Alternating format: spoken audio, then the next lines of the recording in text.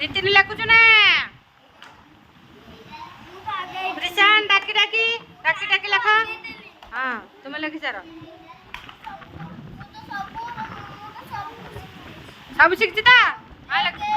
ହଁ ହଁ ହଁ ହଁ ହଁ ହଁ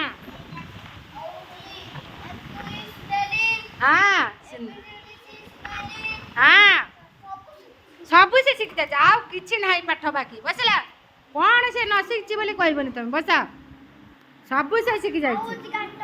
ହଁ ହଁ ହଁ ସ୍କୁଲରେ କ'ଣ ଶିଖିଛୁ ସବୁ? ହଁ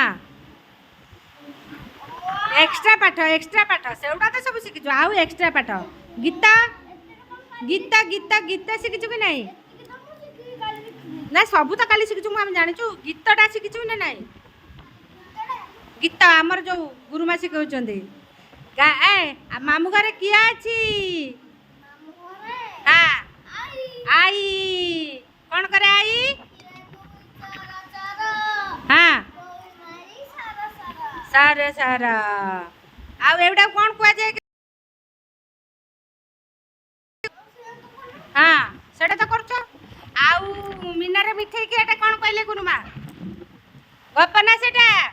ହଁ ଗପ ଗୀତ ପାଠ ସବୁ ଲେଖା ଆକ୍ଟିଭିଟି ଖାଇବା ବୁଲିବା ଡେଇଁବା ଆଉ ଗୋଟେ ମାଡ଼ ଲାଗିବା।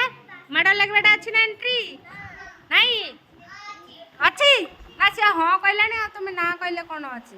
ସବୁ ପ୍ରକାର ଆଇଟମ୍ ଆମ ପାଖରେ ପାଇବୁ। ହଁ ନା କହିଛୁ ତୁ ମାଡ଼ ଲାଗୁନୁ ମୁଁକୁ ରାମ୍ପୁଡ଼ି ଦେଉନୁ? ଦଉଛୁ ନା ଦଉନୁ? କରିବନି ସେଟା ହେଲା। ହଁ ନା ଲୁ ଟାଣିବୁନି ଚୁଟି। ଓହୋ ତୁମ ଚୁଟି ଟାଣି ଦେଇଛି। ଓହୋ ହଉ ଲେଖି ଚାଲ। ହଁ ଗୁରୁମା ଶବ୍ଦ ଲେଖିଦେବେ ତମେ ଟାଣିକି ଦେଖେଇବ ହେଲା। ଦିଅ ଗୁରୁମା ଶବ୍ଦ ଲେଖିବେ ତମେ ଜୋଟିବ। ହଁ ମୁଁ ସେ ଗାଡ଼ିଟା ଟାଣି ଦେଉଛି ରୁହ।